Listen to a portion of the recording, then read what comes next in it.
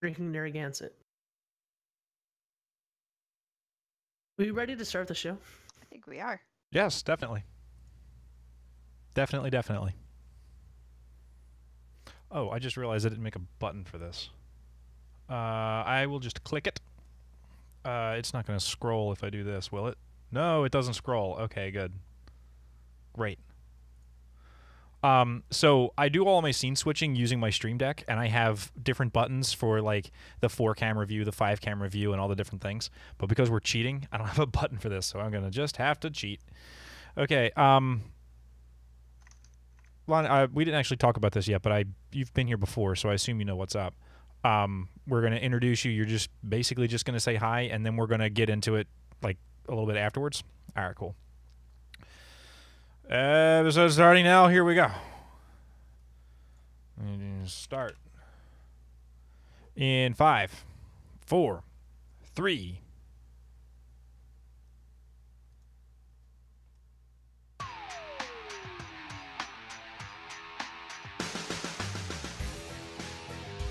You're listening to the Converted Podcast, the podcast about the Guild Convert to Raid on Airy Peak, US.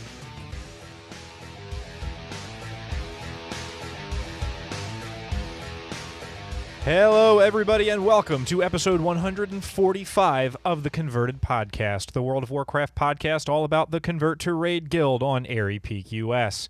Today is February 25th, 2019. It's just about 6:15 Airy Peak local time. Thank you all very much for joining us. Sal, what's going on this episode? In this episode, we have the best chat room ever. Your converted shoutouts, Esh and Turarts are here with the Guild Haps, and your guildie and mine, Loni, updates us on the last 3 bosses of Dazar'alor.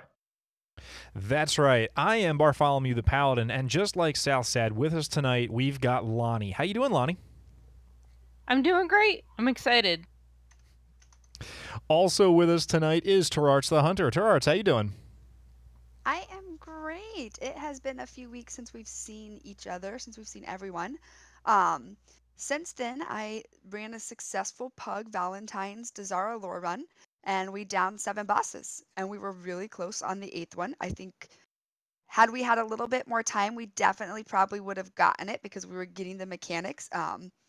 The boats were kind of a little fun, and then the killing of the ad.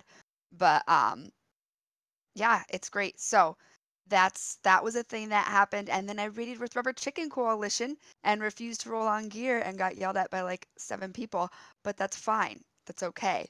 It's been a fun couple of weeks though in the World of Warcraft world. Just kind of doing stuff and hanging out and getting all the Valentines, not Love Rocket.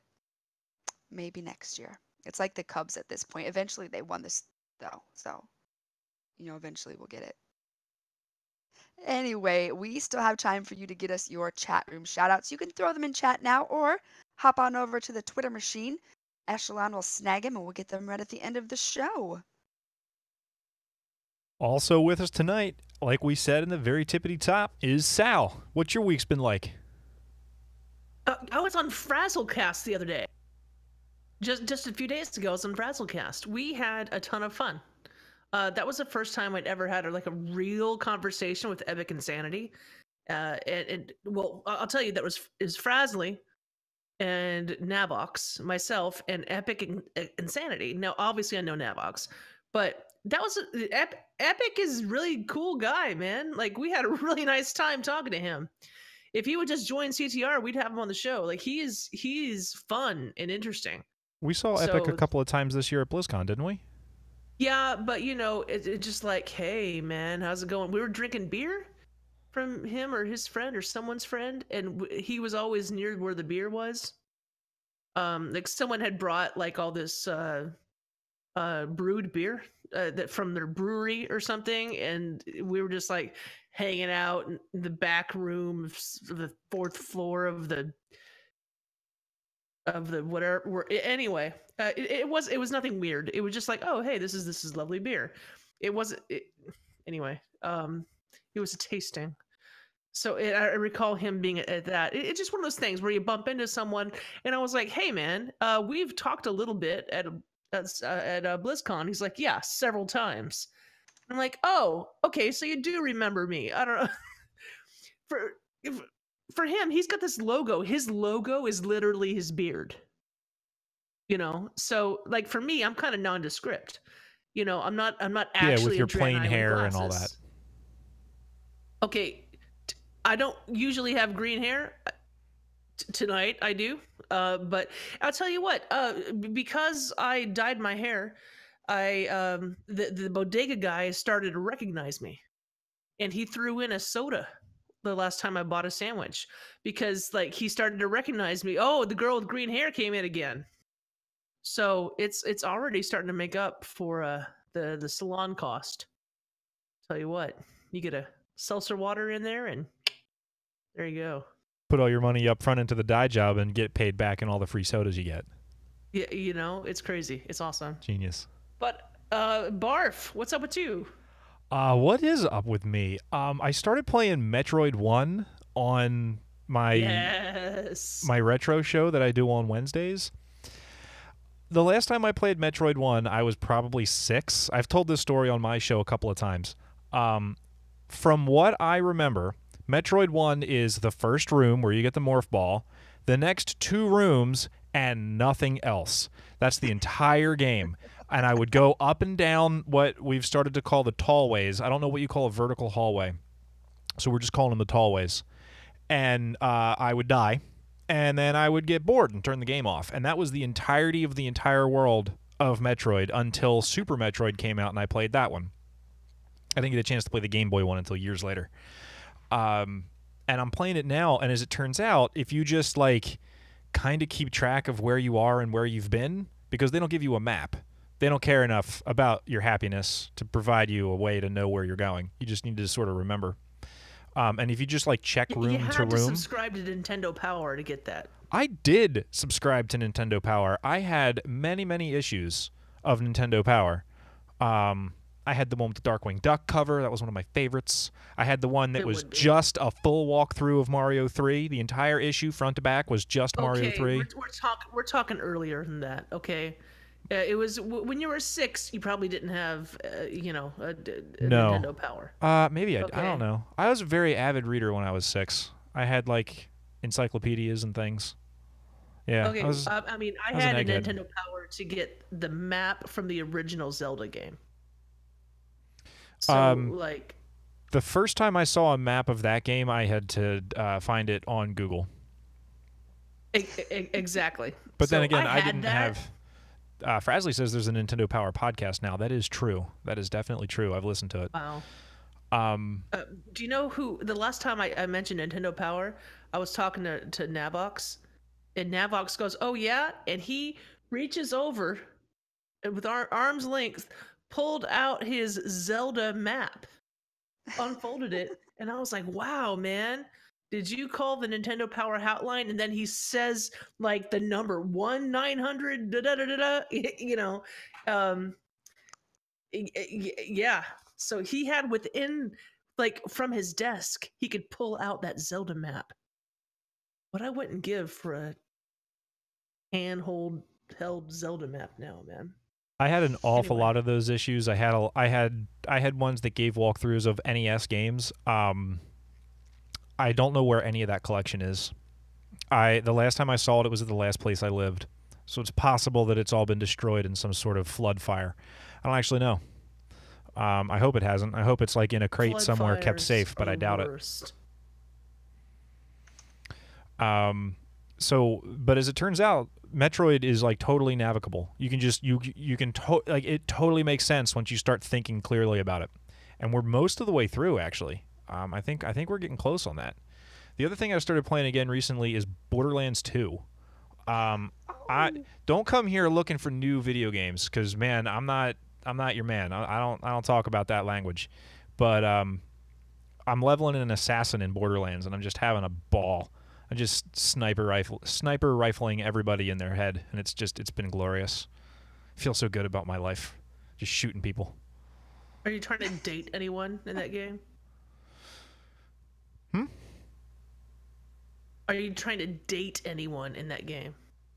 No, you don't date people in Borderlands. I'm dating someone who plays Borderlands. But Turarts, what's that game that you were trying really hard? Mass Effect, and I got him. I bow chicka wow wowed with Garrett. Wow. I did. Team Garrus all the way. But yes, it's very awkward in the scene, and I don't know if that video exists anymore. I hope it doesn't, but I just lost it. I couldn't handle it. So, anyway, that was a great moment. But that's been pretty much what my last 2 weeks have looked like. Sal, why do you got a big face on?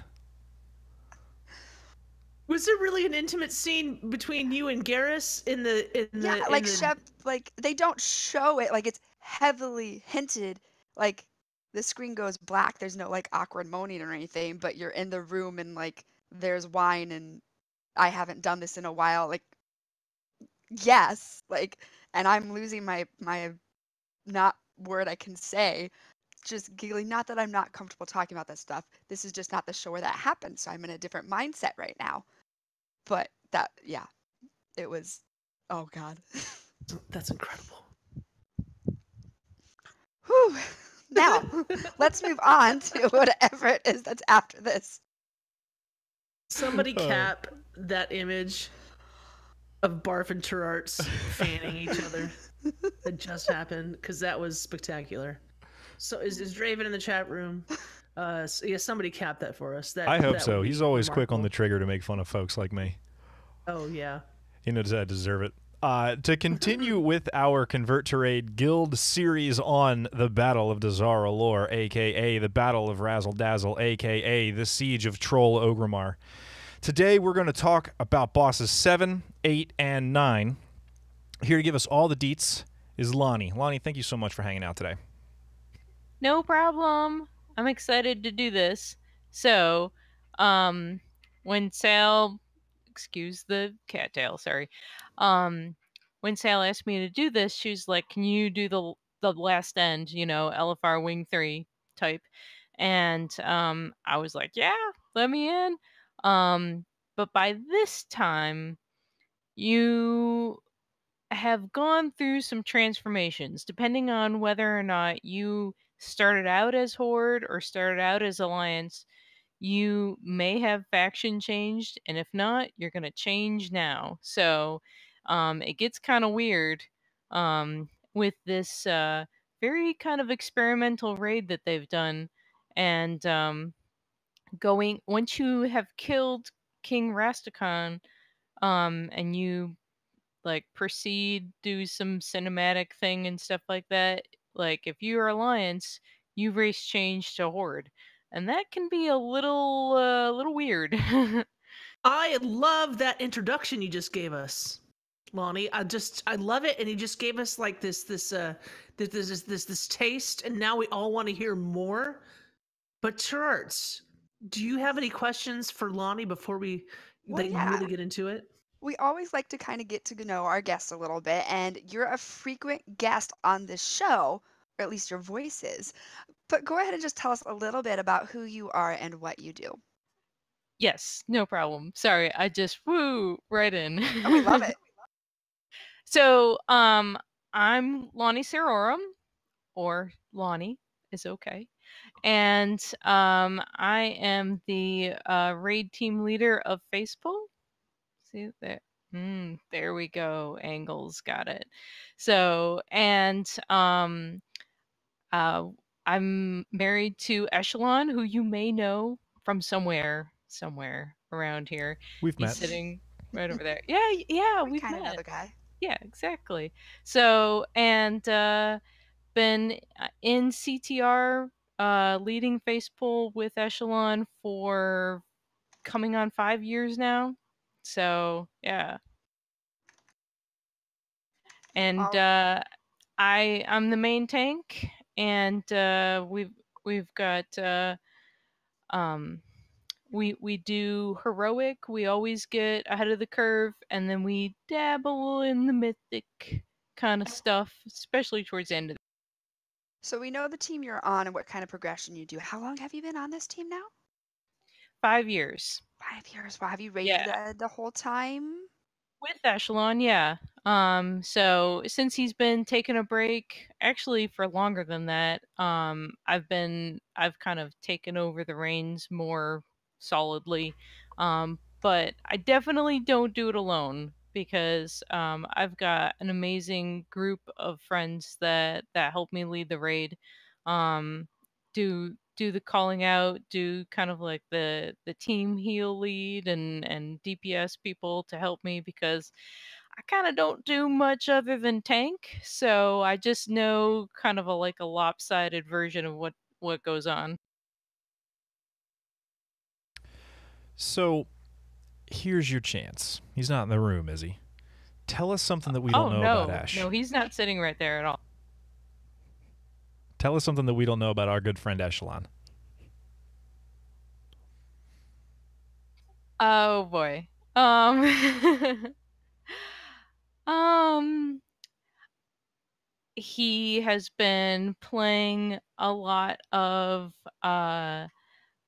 Dungeons and Dragons and has roped me into it too. So um I don't know if you guys know that or not. That's kind of like his own little passion now. Oh, he showed us the miniatures that he made for the kids.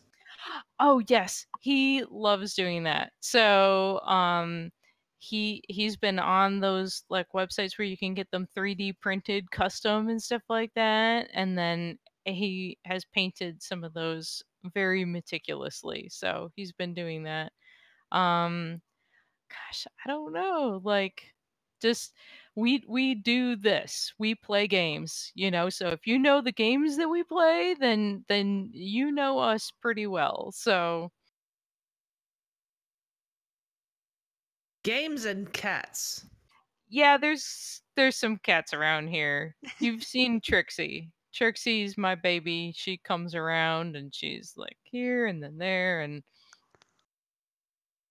Okay, you have quite the background.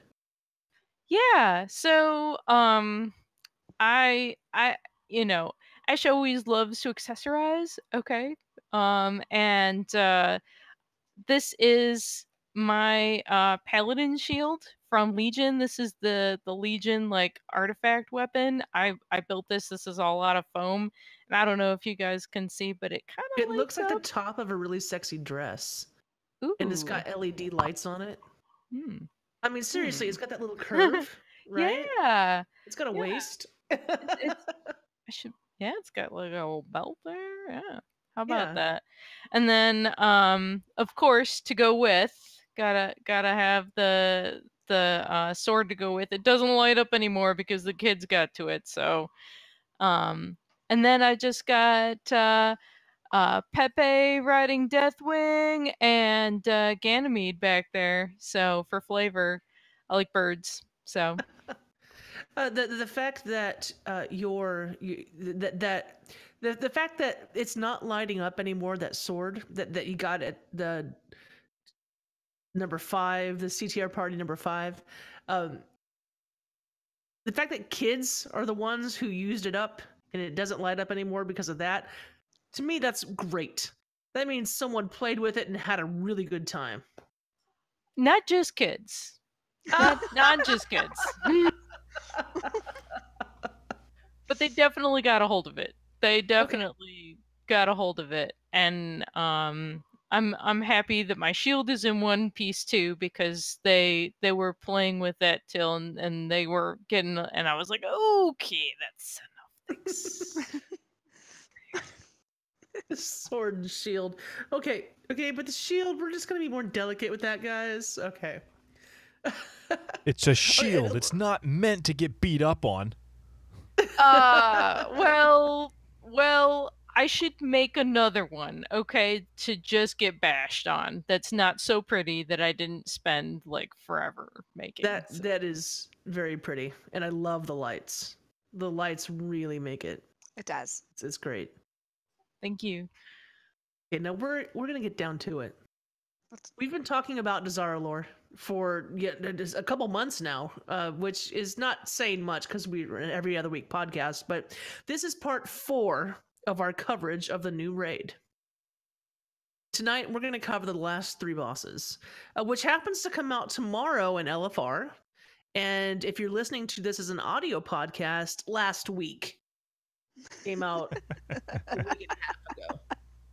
All right. So the last 3 bosses. Now, it's interesting because Turarts was just saying that her normal team got stuck on boss 8, and I know that boss 7 Yes. can be remarkably interesting Yes. because of communication issues. Features. Well, it's boss 7 is one I'm looking forward to wiping on a lot. But let's start. Sorry, I'm stuttering. Let's go ahead and start. We'd very much like you to break down these 3 bosses, starting with the lore, and then spend a couple minutes on how to down it and get all the loot. Okay, we'll make our way to all the loot. All right. So, first of all, I think that the concept, like I was saying, this is such an interesting concept for a raid to be just like your horde, your alliance, you're seeing it from different perspectives, and it's crazy. And I like, as a lot of people, especially video game players, kind of visual, and being like, well, where the crap are we, and why are we here, and stuff like that. So I wanted to just do a real quick overview to how we got here real quick. And for that, I have a map. Let's see how we do this. I literally just printed this off. Okay, that's kind of centered. What okay. is this? Did you print this off like from the actual game? Yeah. It's a print screen. Okay. It's Yeah, a map of the raid. It's pretty much as high tech as I printed it off in black and white because color wasn't working very good. So anyway, this is like the docks. This is the water side. And then this is kind of like, ooh, there we go. Left to right is weird. This is where like King Rastakhan is and stuff like that. And this is the north side up here. This is the Nazmir facing end of the thing. So, if you recall what's going on is the Alliance has somewhat faked an invasion from the north, which has supposedly pulled all the horde peoples up this way to get them away from the docks where the real invasion is happening. So the first 3 bosses for horde happen up here. However, if you're alliance, the first 3 bosses happen going up this way. That way. Yeah. Anyway, so it's kind of confusing because we say that they're the first same, but they're actually happen in completely different locations and obviously with different models, the first 3. The middle 3 all happen in here. So when you're everyone gets turned alliance. If you're not already alliance, you get turned into alliance, and you're making your way to King Rastakhan because somehow or another we thought that he would just kind of like, fall over and let us have his kingdom. I don't know exactly how smart that was thought out. Yeah, but me too. There was supposed to be some kind of like diplomatic mission, like, hey, we just like killed a whole lot of your people, but really we'd like you to just be on our side. Yeah, Well, Gen goes one in had and me demands that scratching my they head. surrender, right? Pretty much. I guess the thought was that they would have this whole thing kind of like bottled up from the top and from the bottom, and have him flanked or something like that, and that King Rastakhan would be like, "Well, you got me cornered, guys. I laid down my crown," or something, and well, that didn't happen. So anyway, that's the lead up. Okay, so after you've killed King Rastakhan, which was not the original plan for the Alliance, but that's what happened.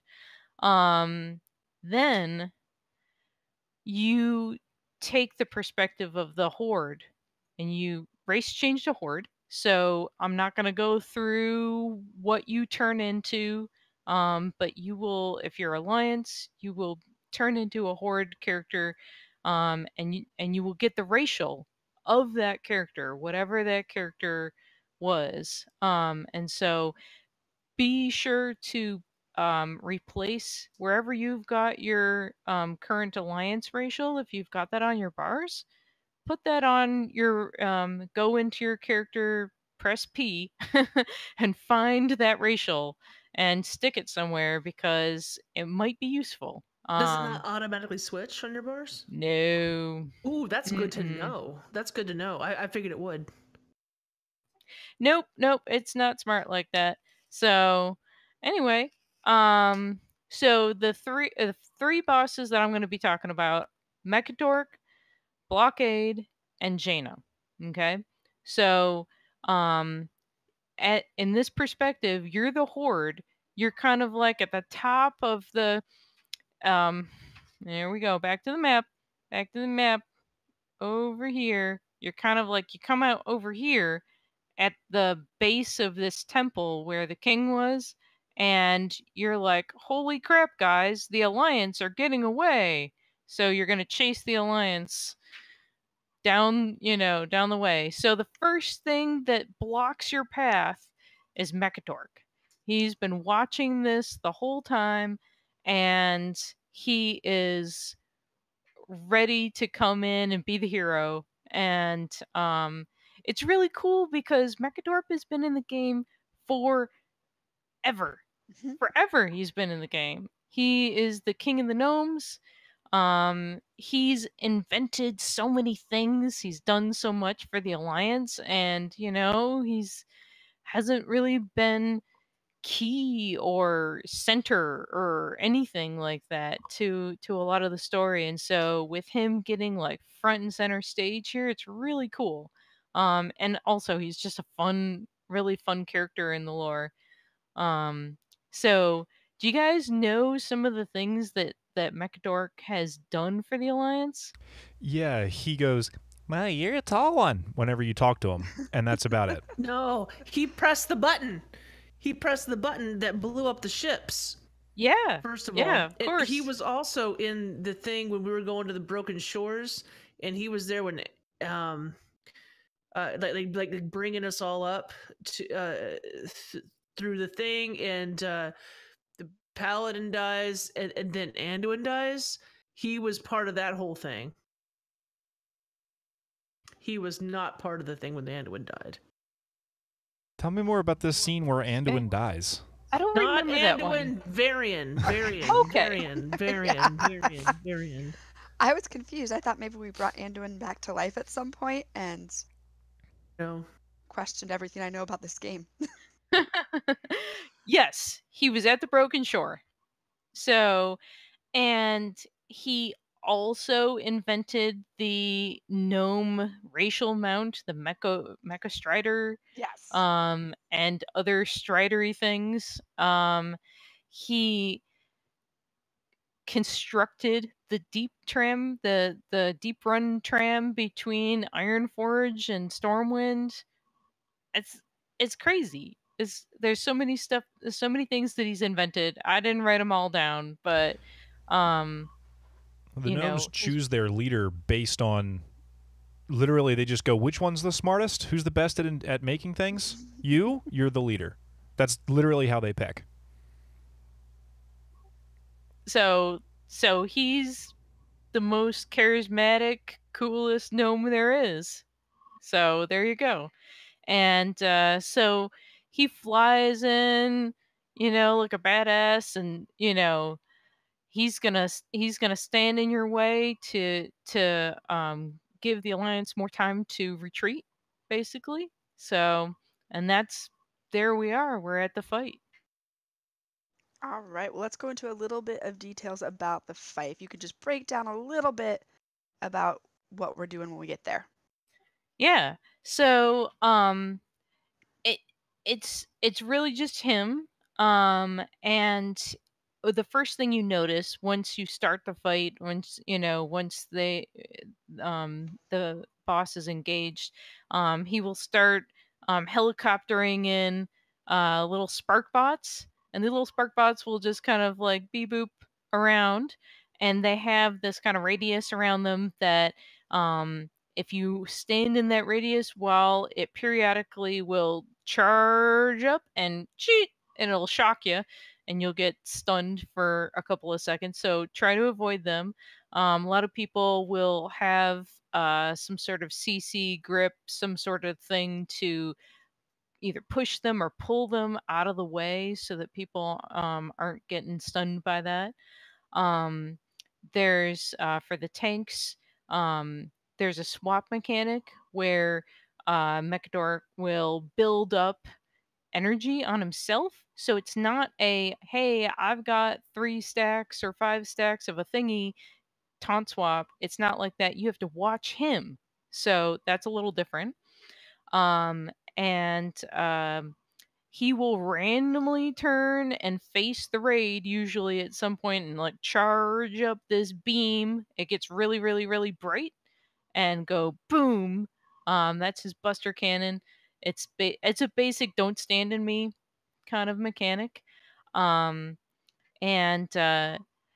then also periodically during the fight, he will put bombs on random people's backs. This happens to the tanks as well. So when you get a bomb on you, it's called a gigavolt charge. Yeah, it's called a gigavolt charge. When you get a bomb on you, you got to run out, and placed in the 4 corners of the arena are these like boulders for no apparent reason other than to hide behind. So when that thing ticks down, you gotta run. Gotta run and be out of the way. Otherwise, it's a lot of raid healing. And then so getting into getting towards phase 2 of this, he does this thing that's really fun, and he invokes the world enlarger, which really means that he shrinks a certain number of people. And that's when the real fun part of this fight begins. Is it the enlarger? Is it called enlarger? Because we had a big thing with the embigifier, and the embigifier made people big based on how much intelligence they had, but would go the other way if you had none. The Gnomish World Enlarger is I think it's a vanilla era Gnomish engineering toy. Barf has one. It's an individual person shrinker. I had no idea that was a toy from vanilla. Oh yeah. I don't know if it's from vanilla exactly, but it's an early WoW engineering. It's gnome specific. It's gnomish engineering specific. Remember how you could like specialize in a profession? Yeah, I did the goblin one, the better one. The goblin one has bombs, which all right, fine, but like it doesn't have the world enlarger. It was good for PvP. So keep going. If you get shrunk, there are 2 things you should know. A, don't get run over. So everybody should know that shrunk people, if you step on a shrunk person, they will get stunned, and that's bad. I'm gonna get so stunned. And the second thing that you should know, if you get shrunk, you should try to go towards one of those little beep boopy scrap bots that have been just kind of like randomly walking around, and you will see the little like green arrow to jump into it. And so jump in there, and your key action bar, that's what we call it, the action bar will change, and it'll give you all new buttons. So you don't know what to press. You have to have your other raid members tell you what you get, like a little thing on top of your head, like maybe a green screw will come up on your head, but you can't see it. So somebody else, it's like, what is that game where you have to like put the thing on you, but you don't know what it is? I don't know what that game Well, the is. kids Heads call up. it headbands. Yeah, Oh. headbands. There you go. Yeah, I mean, I've So- always called it different things. For audio listeners, she has drawn out the different Oh my god. the different icons that the different colored of icons that one can get while in the the screw, the yellow screw. While you are in this vehicle, and it's like a red wrench.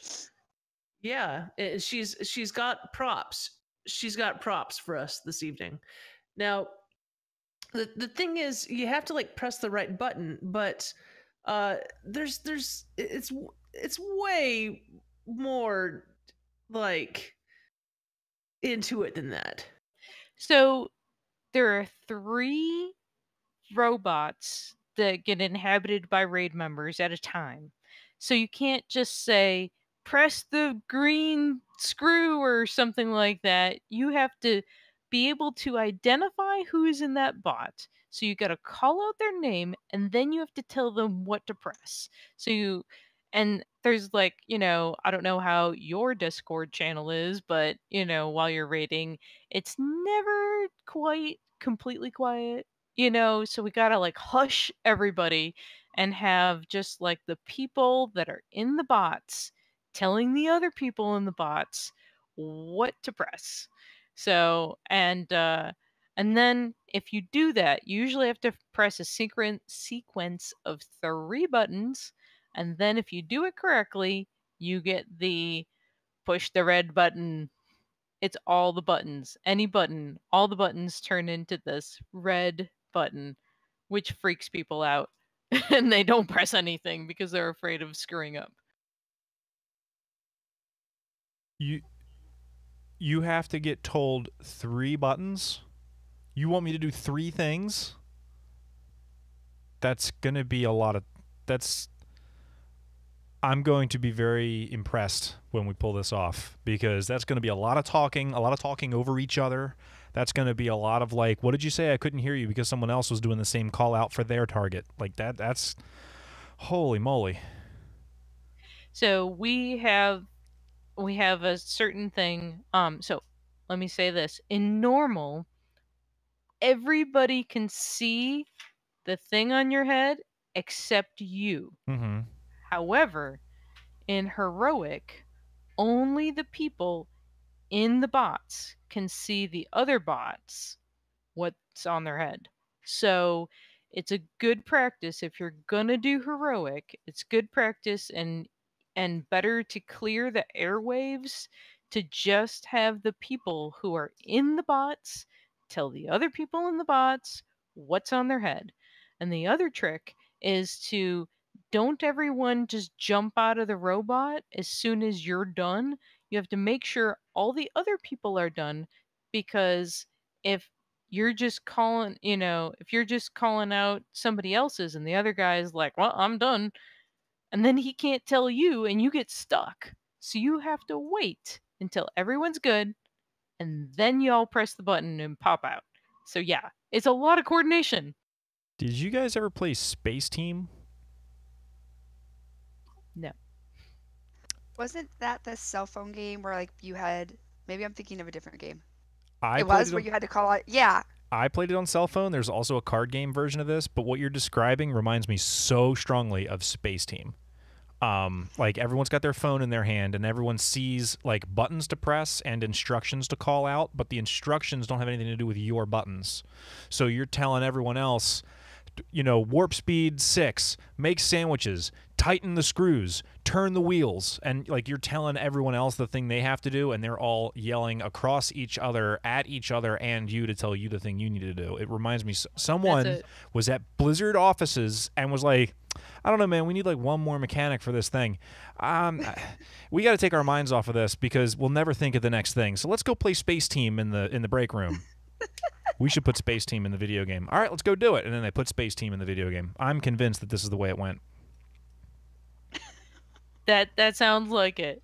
That sounds like it. So that's the thing that's probably going to be the most trouble fun. It's totally a lot of fun because it's so new. It's just a very new, fresh mechanic for a raid boss. You know, it's very neat. I enjoy it immensely. So This is totally different than anything we've seen. I mean, communication. On and this, they could have, you know, they could have never implemented this before they had the native voice. Not that's that true. I literally don't know anybody who uses the native voice, but for it to be such a, like, I don't know how you could do this with just like typing, you know, just You would like, have I to have guess like macros, like something like control one's red, control. It would be it would not be pretty. Well, That's all I I mean, can say. I'll tell you what. I guarantee we know one person who has figured out what Howland does not do voice chat. You know, and we're talking about heroic and the new mythic team. So I'd like to, you know, ask Howland what he does. And next time I talk to him, I think we should ask him. Maybe he's got macros. maybe he does. I'm picturing a line of macros that are green screw and yellow band-aid and orange iguana and purple parrot and whatever the other buttons are that are tied to a whisper target. Maybe. Yeah, You do that could work. That could totally work. So, I don't know. You would just have to be really, really quick on the draw. That's all I gotta say. Is that, but anyway, it's a lot of fun. I encourage teams that are going through it on normal that if they're gonna do it on heroic to do that thing where you just let the people who are in the bots talk to each other, because it does two things. It gets people used to that responsibility that they have to do, and it limits the number of people yelling out, "Hey, so and so, you have to press yellow," you know. Right. All right. Anything else you can think of on boss number 7? Oh yeah, so that's phase 1, and then Oh, phase God. 2. That's phase 2. Yes, phase 2, he flies in the air. This is also quite fun. He flies in there, and then he's got little copters that come around and they drop sheep that explode and cause fire lines to dodge. You gotta run around and you get shrunk, and then you've got a lot of shrunk people, so there's not enough bots for them to get in. But some people are in bots, some people are just shrunk, trying not to get stepped on, running around. It's mayhem. And then he comes back down, and you basically repeat phase 1, but with exploding sheep Yeah. everywhere. It's It's so crazy. random and crazy and fun. It It's is. very much much comic relief. Again, not on a raid team. Very lucky with how I've seen this raid. But that one felt like a raid check boss. Because some raids have those, just with the mechanics and the communicating you had to do. It really felt like a raid check boss. And then number 8, which we'll get to here in a moment, was another one that felt like a raid check box. Yeah.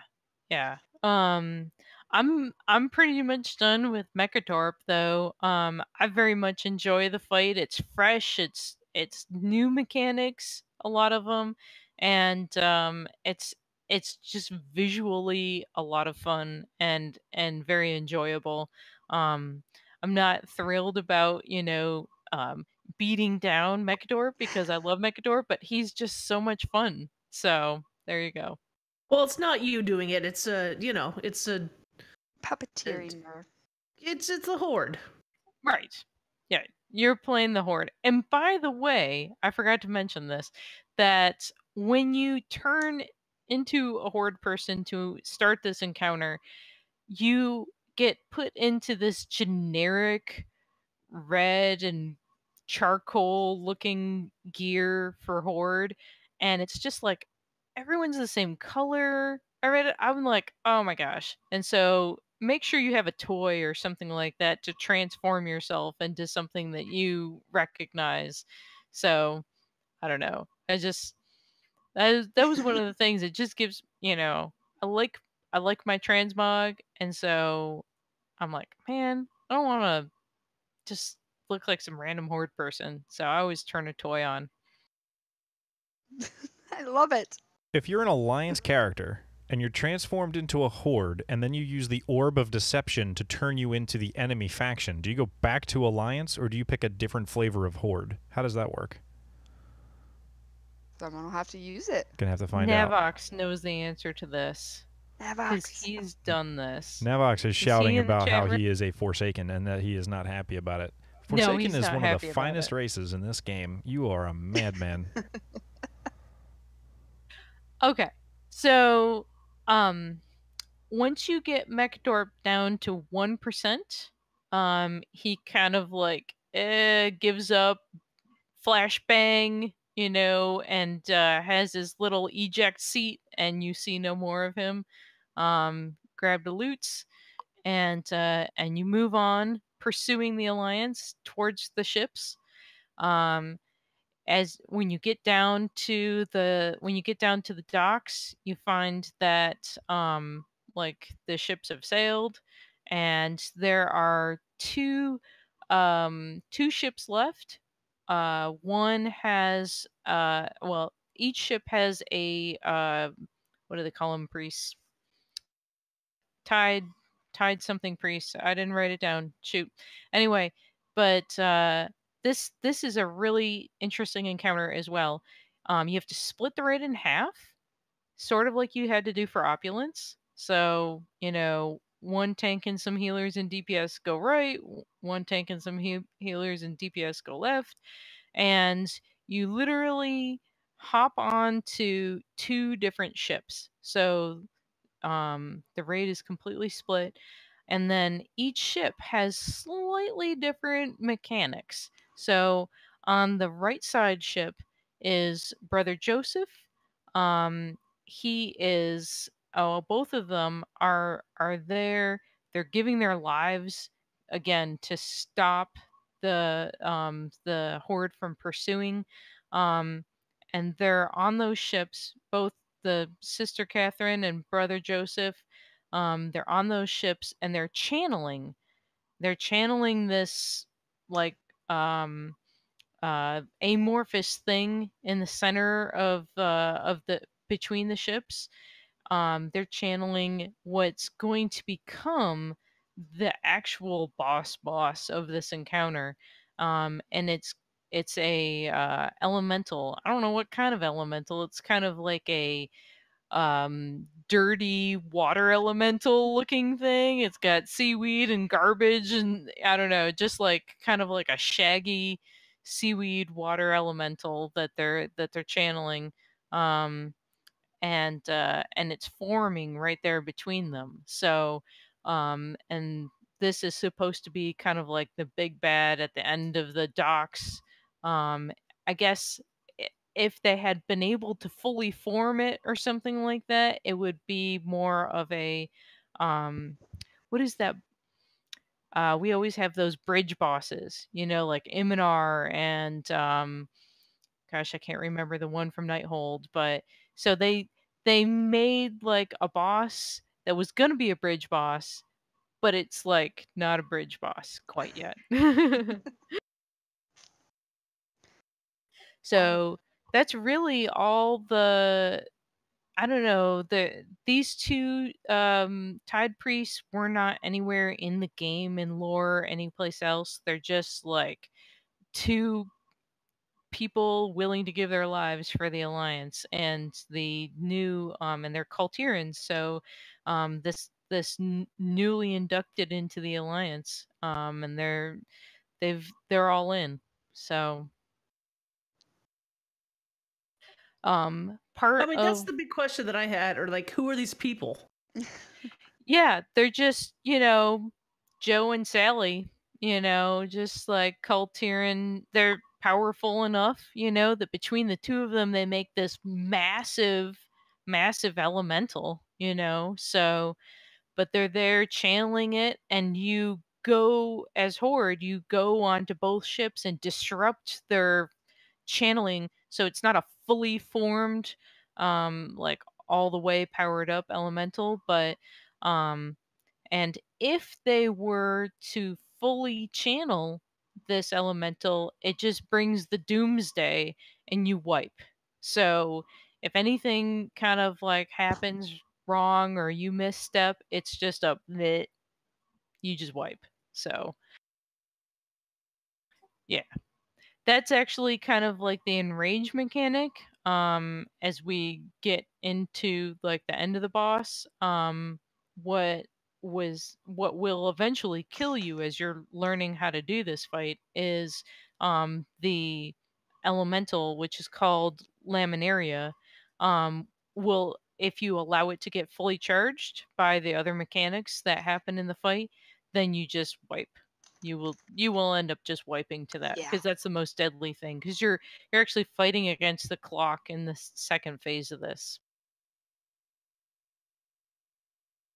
There's a lot going on in the second phase. Yeah, there's a lot going on, and it feels very chaotic, but there's a couple of things that you just need to get in order.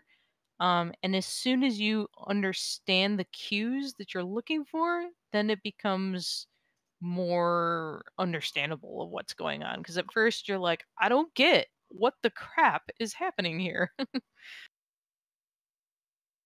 So, just again, there's not a whole lot of lore behind them. They're just Kultirans, and as a horde, you're gonna hop on the ships and try and stop them. So you split the raid up. Each ship has slightly different mechanics, but it's mostly that kind of stuff that you're like intuitive to.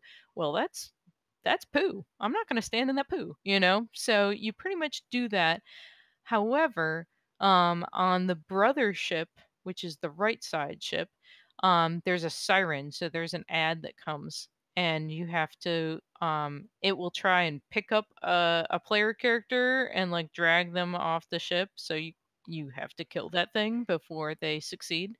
Um, and you can totally walk right off the ship. You can totally Yeah. walk right off the docks. It's not, there's no guardrails. No guardrails here. So, it's not dummy proof in any way. Um and Swap blasters at the ready is what you're saying. oh my god, yes. This is, if you like trolling your raid, this will make it easy. This is right up your alley. So the other thing is, on heroic though, you switch ships at 50%. So you have to learn how to do the dance for each ship, and then you have to get each of those priests down to 50% at about equal time. Because if you don't, the one gets put onto the other ship and the other guy is empty, and it's crazy, and then there's a whole bunch of AoE that happens, and it's bad. So you have to like very methodically DPS them down to even, and then switch them. Um, Very much kind of like a opulence, where you had to get both sides down to kill them at about the same time, because otherwise it wasn't going to work. So, so it's very much kind of like that.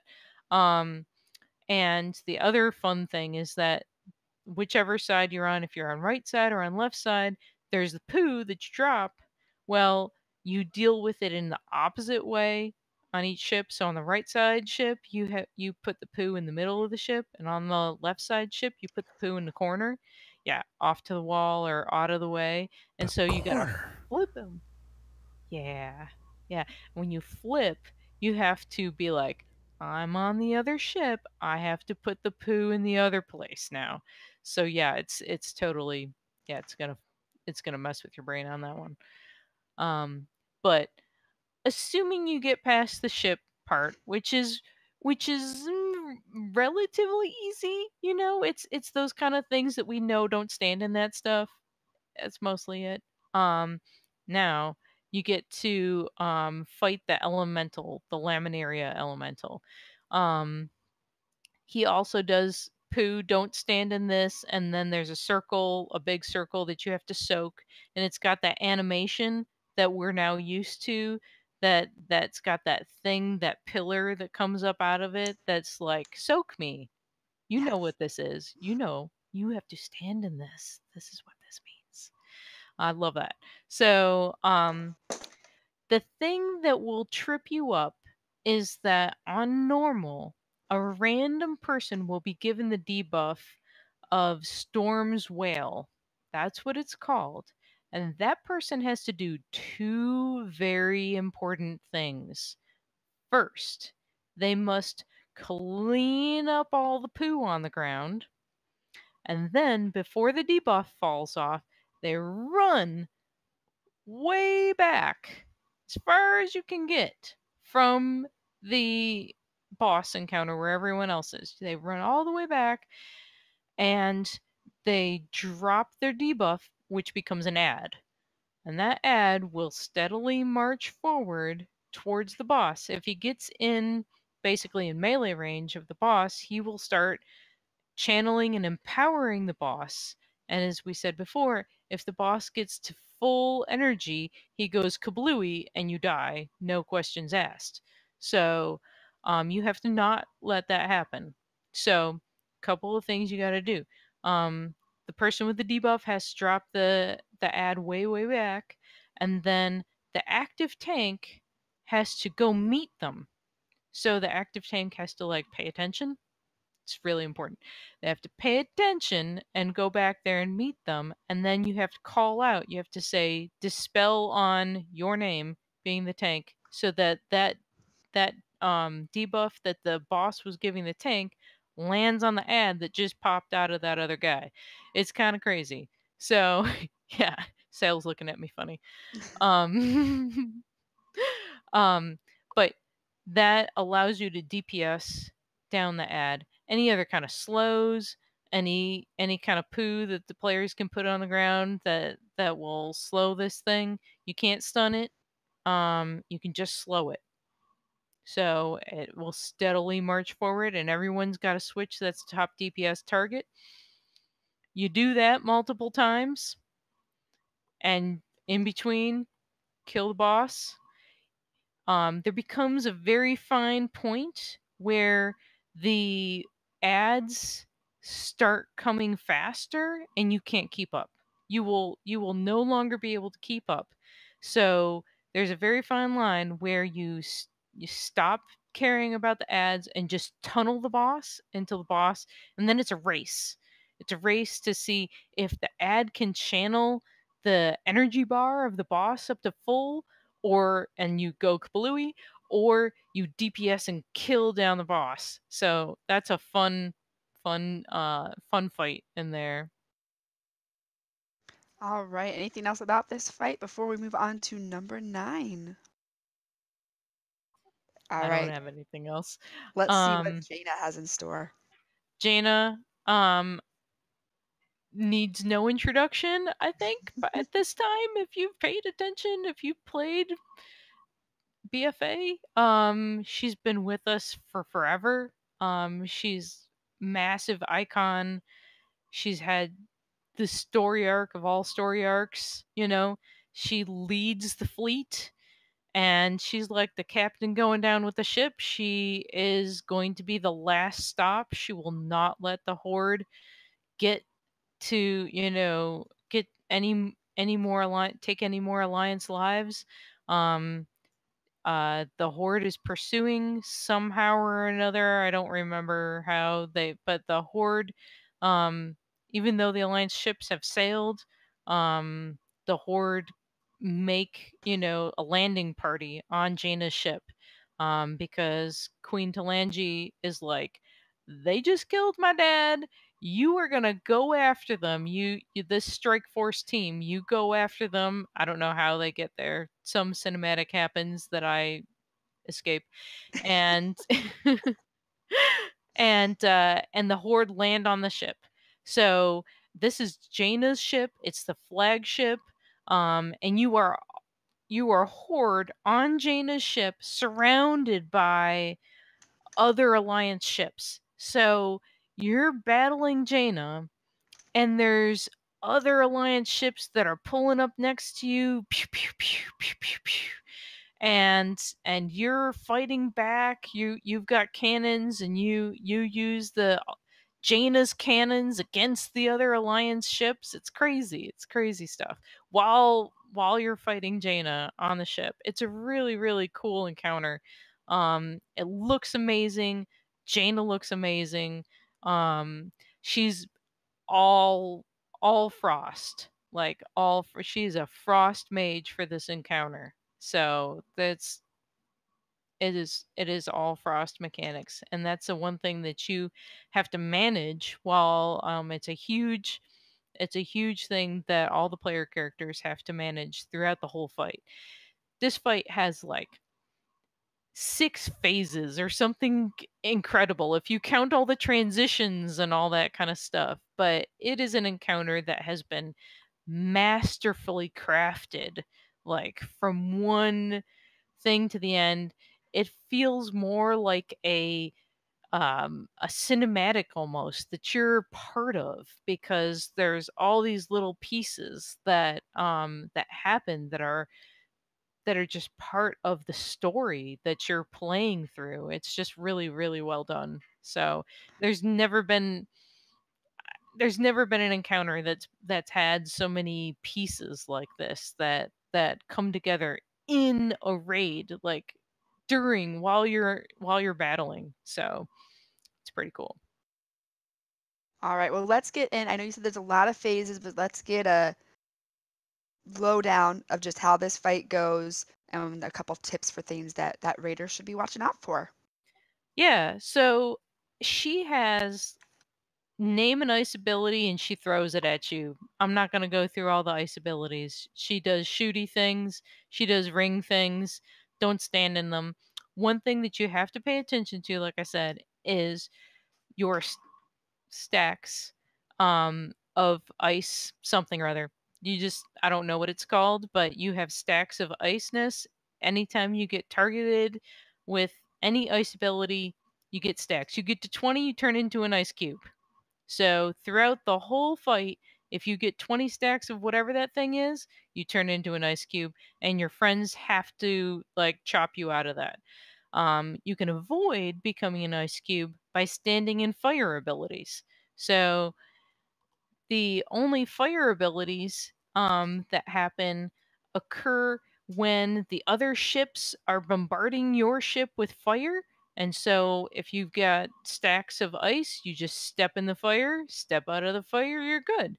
And later on, there'll be other ways. So in phase 1, we'll call phase 1 the ship battle. Avoid ice stacks, step in fire to erase ice stacks, shoot the other ships that come alongside. You kind of have to watch. There'll be ships coming from the right, ships coming from the left, and you just get some ranged people, some hunter out there to like pull the button on the ballistas so that you can fend off the other Alliance ships. They're going to be dropping bombs on you. Take them, throw them off, that kind of stuff. So that's basically phase 1. Don't stand in stuff. Stand in fire to erase your stacks. Shoot ballistas whenever you can. Don't fall off the freaking ship, because you totally can. I've done this. And yeah, that's phase 1. So she gets bored and it's like, you know what? Let's spice this up. Let's call in some fog. Let's ground this ship on a glacier, and let's go play hide and seek. So literally she bamfs, and you like come to because you're like, oh, foggy, what is this? What's going on? And you're parked next to a glacier, and of course you pursue, because that's what Queen Talanji told you to do. You gotta run after Jaina. So you hop off, and you're dodging tornadoes and stuff like that. And every mechanic in the game, basically in this encounter, is going to give you ice stacks.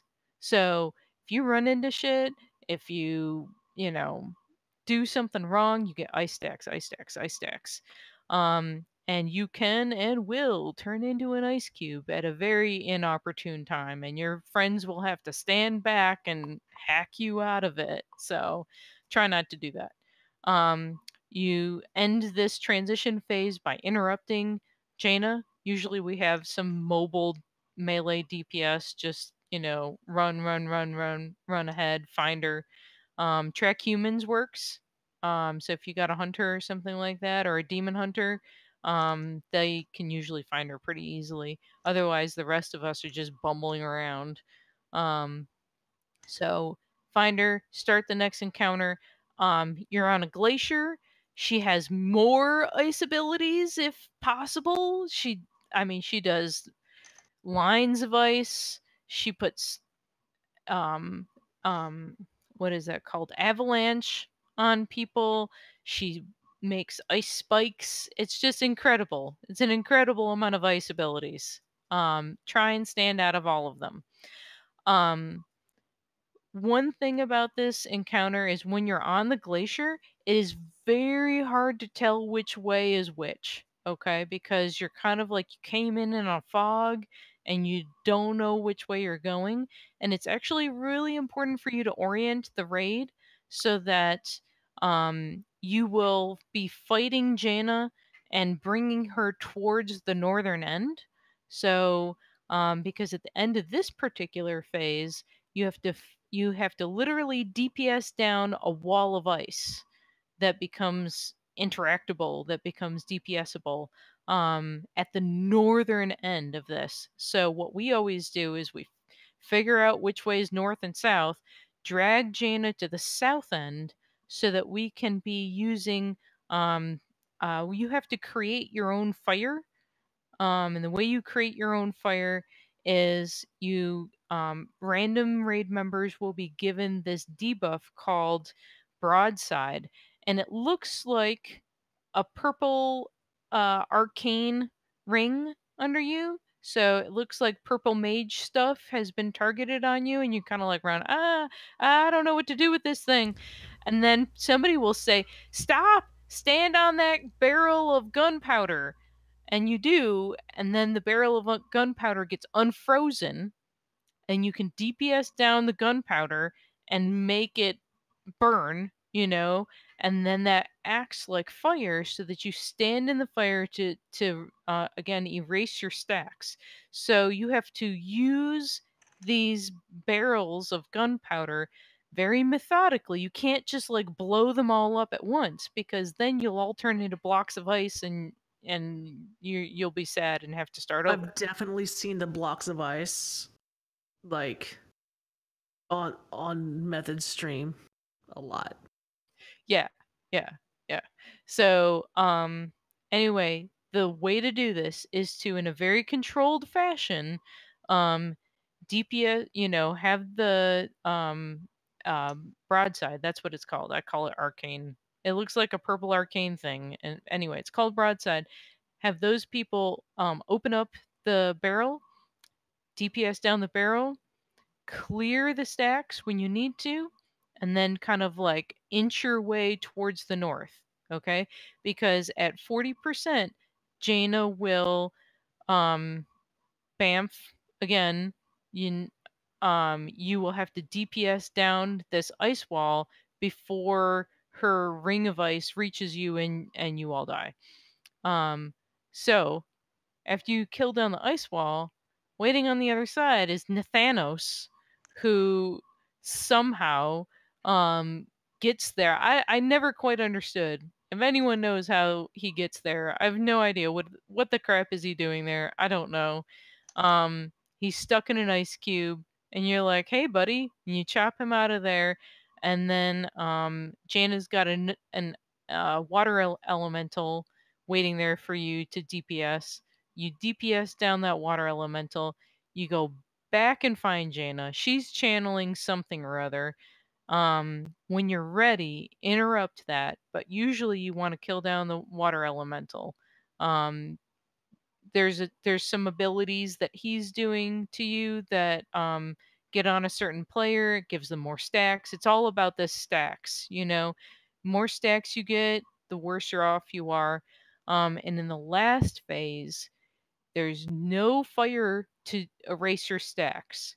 So you really, really have to be careful about gaining ice from random abilities, you know, standing in ice or whatever. There's some things you can't avoid because they're targeted on you, and that's just like too bad. But the whatever you can do to stand out of ice is the best. There are certain strategies that in that very last phase where you have certain like groups actually get ice stacks because it's inevitable, and then you have the other raid members DPS them out because as soon as you break your ice block, you're cleared. That's another way to clear your stacks. There's a crap ton of raid damage. There's a crap ton of tank damage.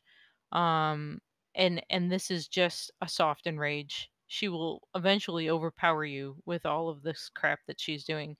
She makes prismatic image where there's two of her doing all the abilities, you know, so it's super super important to kill down her image immediately. And it's just an attrition fight at that point. Oh, it Wow, sounds I so can't fun. wait to do this. Here's the deal: the last three bosses are the hardest. For number, sorry, 7, the Mechatork boss. I mean that's pretty hard, but number 8 in normal is as far as normal goes. I am told number 8, the not bulwark. What's it called? The Yeah, blockade. blockade. Sorry, I'm thinking bulwark for some reason. For normal, that's meant to be the hardest one. It has to do with like splitting the teams, and it's just tough to do. Now, with Jaina, you know, not being a pushover, but like being a lot easier in normal, and then in heroic, Mechatork's the harder one because of the amount of communication that has to be done. And then once you get to mythic, you're kind of used to the communication part. It's even harder with Mechatork. But then for mythic, Jaina is the hardest one. Jaina's definitely the hardest mythic boss by far. And what you're saying about normal blockade, normal blockade was bugged for the first week. I don't. Oh. Yeah, normal blockade was. Oh, was that the thing? Because that was like a big wall for everyone. The blockade. It was a blockade for everyone. It was sure a blockade. Yeah, definitely. It was incredibly difficult, and after the first week, they nerfed it. They nerfed the damage. They nerfed the health of They definitely made it more in line with normal difficulty. So after that, Facepull was able to take them out with a couple of pulls and understanding what was going on. So it was much more doable. Jaina is a long fight. It's you know, there's many phases to it, so it's I don't know how many minutes, 6, 7, 8 minutes long, you know. So when you're understanding, you have to understand each phase and then you progress, you know. So like you'll wipe a couple of times to each phase to understand what you got to do, then go back in there, but it takes a long time to get back to that progression point that you're at. So it took us a while to actually get her down on normal. So Is it like one of these fights, you know, like Deathwing was, where it's a really long fight and then it suddenly ramps up in difficulty at like the 10-minute mark? Great. yeah. Yeah, Great. it's one of those. Yeah. That's what I like.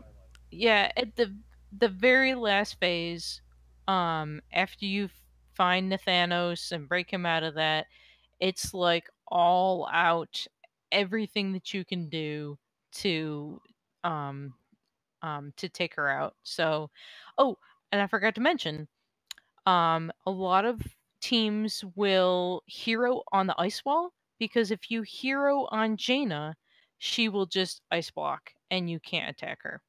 She just ice blocks because she knows what that ability does, and she won't let you use it against her. First smart boss in how many tiers? I mean, that really makes sense, you know? But then again, there's another strat where people will hero in that very last phase. She ice blocks, but you're like, cool, no more extra damage coming out. Let me take care of all of these ice stacks that people have gained up and get us all, like, give us a breather, you know, because there's so much like constant going on that some some teams have the strategy of using that hero at the end there to give them a breather and be able to cycle everyone clean of their stacks, so they can just, once hero's done and she pops out of her ice block, they can just wail on her without having to worry about people ice blocking. Anyway, but there, you know, multiple strats, but just beware, you can't just like hero off the top. If you blow hero while you're on the ship on phase 1, like a lot of teams will just like automatically, this is what we do. We start to fight, we hero, you know, and just go, but you can't do that on this.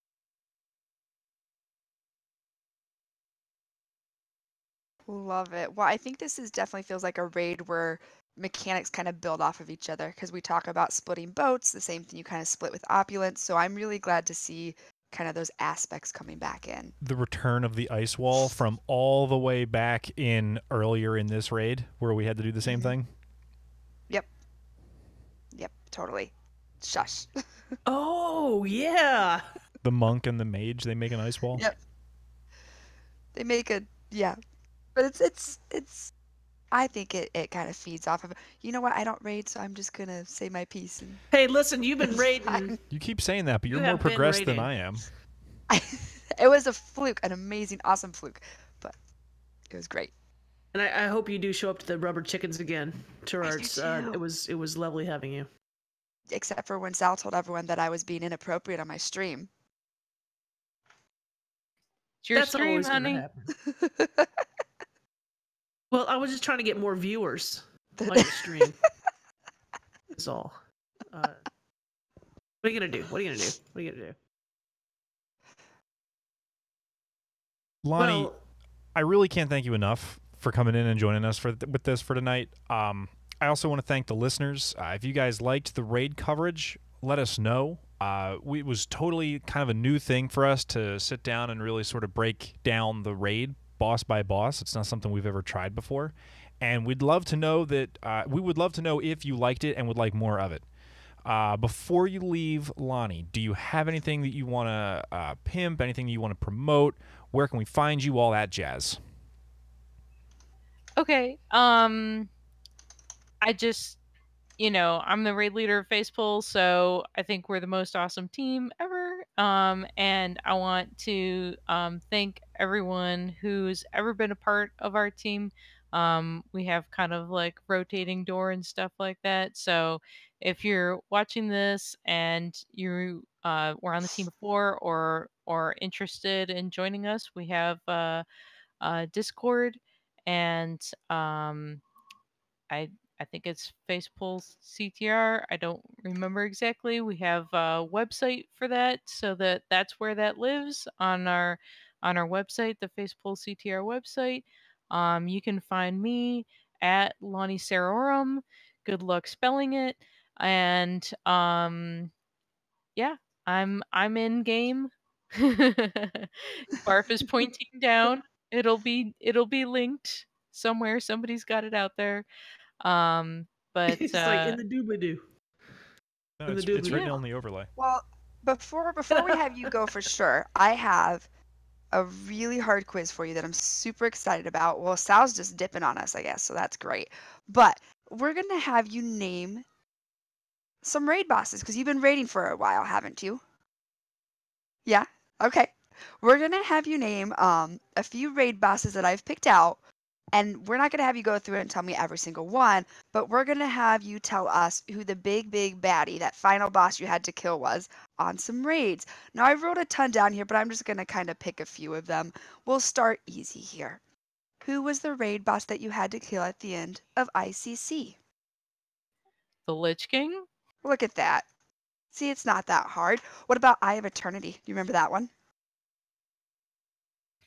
Is that the one where you kill Malagos at the end? Yes, that is. All right. Well, let's step it up a notch. Naxxramas. KT. Yes.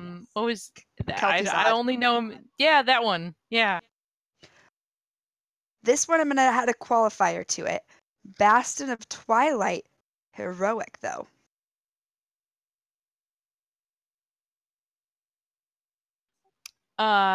You kill. Is that okay. It's not Cho'Gall because that was the one after. Yes. Oh my gosh. I don't remember. They're giving you some hints in chat.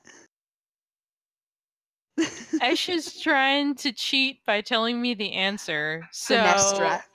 yes, he was Sinestra. telling me Sinestra, but I literally don't remember, so I wasn't going to give it up because I don't remember, and that's bad because actually Ash and I met during that raid, so I apparently don't remember anything else. Well, that's because you were so in love. Okay, that's like, you get half a point. Ulduar.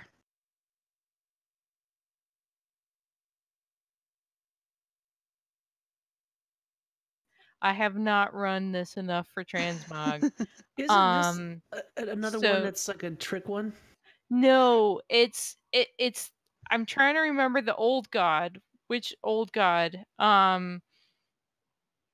It's the old god that does the madness and Yes. he like Yes. plays with your head. And I can't remember the name of the old god, But he's but only the heroic. Oh, really? Is No, that only that's not Am I heroic? accurate. wrong? No. I'm totally wrong then. Okay. I remember what mount drops. You're right. You were right. The name's Yogg-Saron. Yogg-Saron. Yeah. Yogg-Saron. I'm Yep. sorry. I knew it was an old god. I was just like, the tentacles and All right. This one, easy. Firelands. Fire Lord Ragnaros. There we go. I was like, where's I've got got that? his hammer. I've got a Sulfuron. Yes. We'll do one more. I'm trying to decide between. We'll go back to Wrath. TOC. Trial of the Champion. Or Trial of the Grand Champion. Same boss. I don't know. I'll just say I don't know because I remember doing some of them, but I don't remember the names. I wouldn't have gotten the name. I would have been like the Scarab boss. Anub Arak. Yeah, The other ones I had that I was gonna throw out: Throne of the Four Winds. Do you know the name? Yes. Alkazir or Al-Akir. Alakir. Yeah. Dragon Soul, which is easy. Deathwing. Yep. And then Blackwing Descent. Another dragon. Yes. Shh. The son of Deathwing. Yeah. The black dragon. Nefarian. Nefarian. Yes. I remember killing him. Turarts just giving this stuff. I mean, Nefarian's son is Nefarian. Yeah, you just gave the answers away, Well, man. I said I was done. I was just going over the last 3 because I found a really great website where I don't have to. We'll tell that story later about the last episode, how I found all the bosses. And then this episode, I was like, wow, I am not smart. But Lonnie, thank you so much for coming on and playing with us. Oh, absolutely. I thought when you were like, let's play a game, I want you to name, and I was ready to name all the players on the team. Been there, done that with your team. We know your team. Okay. We have to think of new stuff for teams we've had Yeah, on we didn't before. even talk about your raid team tonight. So Yeah. we're talking about raid bosses. And you did way better than Jay Falcon did last week. I'll tell you that right now. No. Actually, You watching got Jay one or two Falcon- correct. Oh, right. Well, I was gonna say, I very much enjoyed watching him, and there were a couple of things that he said on the stream that I actually was like, "Hey guys, we should really try this thing." The strats. He That's did awesome. offer alternate strats, and I'm not. No, I was saying very specifically about this quiz, about the bosses. He didn't do as well when we asked him about the different raids and what their end bosses Gotcha. were. I'm not gonna say that you were the better guest. I love all my guests equally. Oh, Right? Wow, you're being mean. What? I mean? Yeah. Why? What did I say? You're That's so mean? much better than Jay Falcon, who missed all the answers. No. Blair. Did you listen to the answers that he gave? He didn't know any of these bosses. we said molten core, and he didn't know. And we said, okay, but it's the same boss as the Firelands, and he still didn't know. Listen, I understand you're under pressure and you can't answer these questions, you know. And Lonnie, in this particular quiz, did better than Jay Falcon. I'm totally able to say that, and I think that Jay Falcon and I can still be friends. With me, like, just stating that if one were to put a grade on a paper, Lonnie would have gotten an A. And Jay Falcon probably, would have had to take the class again. I'm just saying. Well, before Sal digs a bigger hole, I think, well, we can't hang up on you today because you're doing something pretty cool. I am going to swing the camera. Are you ready for Ash? Uh-oh. Are we ready for Esh? Yeah, I think so. I think so. Thank you again, Lonnie. Okay. Thank Bye. you. All right. Well, we're getting Eshelon, which is going to take a couple minutes here. CTR Guild events. Watch the calendar that we have on the website. There's been some LFR LFR run-throughs going through. There are tons of stuff happening up on there, so you definitely want to check out the calendar. Real quick, we had a and we've talked about it. I did a CTR one-shot pug run for Dazar'alor, and a huge just thank you to everyone who showed up for that. As it's been mentioned, we got to through boss 7 on to boss 8, which was not expected. I was very blunt with the group and was like, I was expecting 3 hours of wiping on boss 1, maybe 2. So it really exceeded my expectations of getting a bunch of people who didn't know anyone together to just have some fun on Valentine's Day. But yeah, just watch that calendar, things like that, or Twitter. If you're not following the CTR Guild Twitter, do it because we will retweet stuff in there. Or, and I don't know if a lot of people know this, you can tag yourself in the CTR Discord with the CTR Guild tag. If you go down to the Welcome Wagon, which is a channel, and you type in some special stuff, which I can never remember what it is. I think it's /join CTR space guild. It will give you this tag. So when we ping you, we're not pinging everyone else, but you can see kind of some of the cool stuff we're going on. So if you're in the Discord, hop into Welcome Wagon and just /join CTR space guild, and it should get you that tag so that you can, see all the super cool, neat stuff. All right, Ash, we just had your wife. Now we have you. It's going to be time, though, for chat room shoutouts. Chat room, throw them at me. I'll read them just as soon as... oh, wait. Never mind. I skipped ahead. Ha, ha, ha, ha. Ash, go ahead with your stuff. That's cool. We've got a raid report for you. And included in the raid report, I have one. Where is it? I know I put it in here. Valentine's YOLO Run. The very first raid of the Valentine's YOLO Run raid team, who went 7 of 9. Congratulations to Turarts' brand new raid team that she started and will be running once a year. Once a year. Just like in Star Trek. So, Yes. I love it. Progression will be a little slow, but like she said up front, this is it is what it is. A lot of wiping, and if you're lonely on Valentine's Day, hey, this is the way to go. So after that, we've got Unsung Heroes has taken out Opulence on normal difficulty. How'd the Rubber Chickens do? We see any progression? I didn't get an update, Barf. We have yet to kill Roadhog. What's his name? Rastakhan. Rastakhan. We haven't done it yet. We got one. Well, the Rubber Chickens have Conclave down. Yeah. All right. Well, the Rubber Chickens have Conclave down. Also, Cat on Fire. I'm happy to see them putting in their progression. So we've got our very first update for Cat on Fire. They are also 5 of 9, taking out Conclave. Gluttons for Punishment made it to Mechatorp and, ran him off or whatever they do.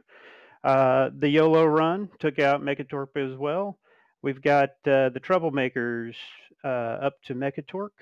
Threat Level Midnight, Bacon and Kegs, Heltapeg, and yeah, those guys all got Blockade down, while we've got a few teams that took out Lady Jaina on normal difficulty. Gruel's Gone Wild, Epic Eggplant, and Project Failsauce all got their Jaina kill on normal difficulty. Moving into Heroic, we've got, let's see, Threat Level Midnight took out Champion, Bacon and Kegs as well, along with the Gruel's Gone Wild team, all taking out Champion on Heroic.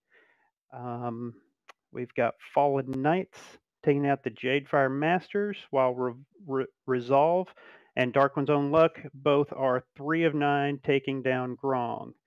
Standard Dragon Protocol, Hydra Volunteer Fire Department, and the Epic Eggplant all getting their Opulence kill. And let's see, we've got Casually Elite with the Conclave kill. Project Failsauce and Facepull both took out King Rastakhan. Facepull also pulled out a Champion Mythic kill. Rectified got their Jaina kill on Heroic difficulty. Congratulations on ahead of the curve to those guys.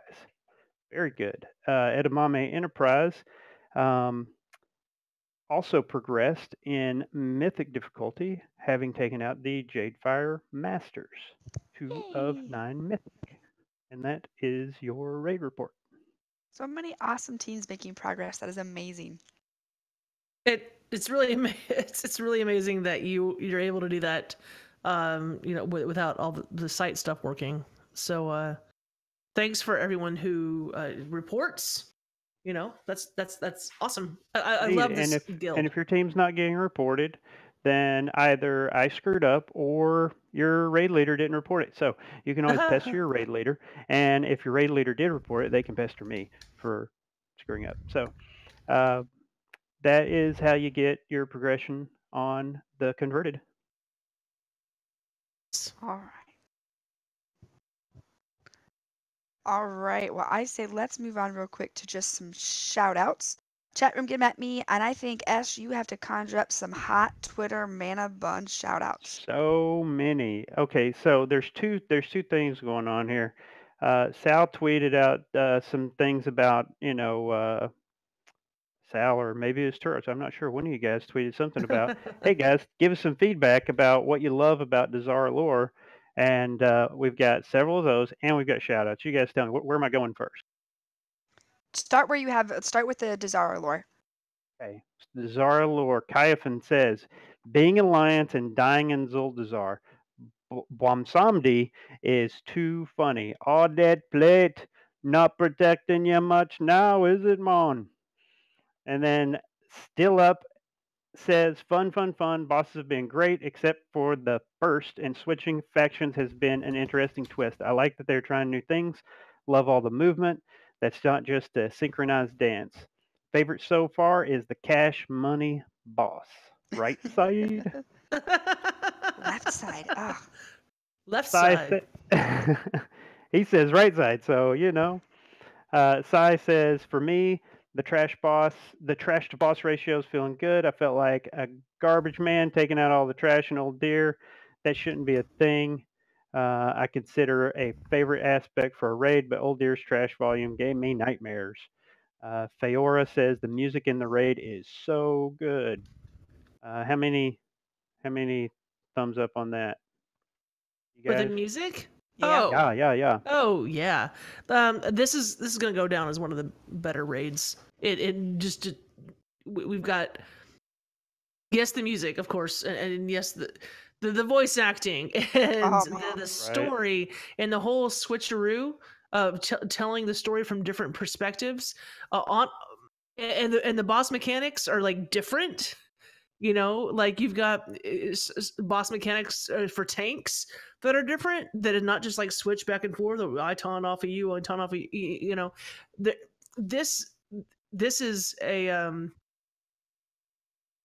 great raid with brand new things that we've never seen before. So I think that we're gonna be thinking about this one forever.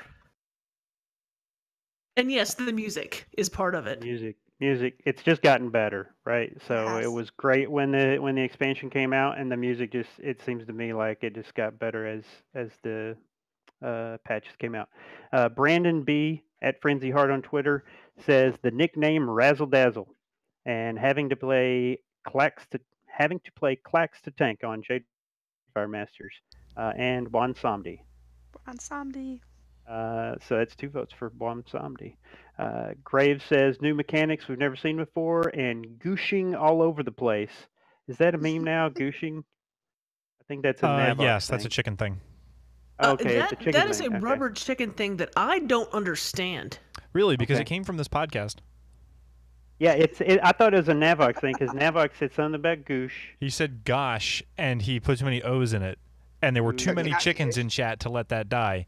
So now, Now it's a chicken thing. like, Graves will heroic leap to a target and go goosh, and like there's Wait, the gooshes wait a occur. minute. Who was the one that said goosh instead of gosh? Navox.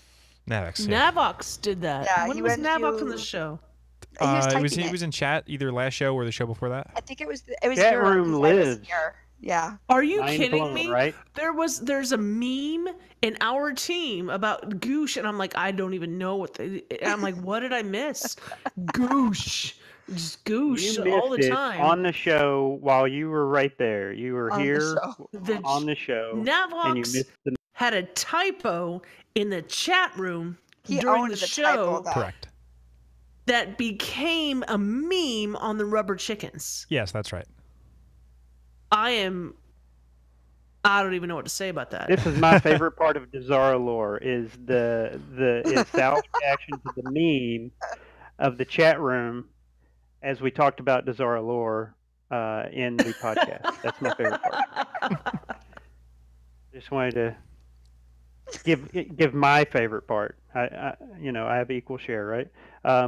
Frasley says having content to discuss on podcasts, does that count as favorite thing? I say yeah. I'd say Uh. yes, because mine's kind of a stretch too, so I'm going to say his is in there. And then we've got the shout outs. Winchester shouts out to Turarts for being an amazing streamer, friend, mother, and for all the help she has given the guild. Just an amazing woman and always will be. Right at you, T. Graves also, Graves shouts out to the new additions to the greeter team. Welcome aboard Euro, Ale, and X. Yeah, that X is Exclavier. Yep, we hired 3. We still are on the way to get another 2. So we're bringing a bunch of people in. Super good time. Another shout out to the new greeters from Kaifin.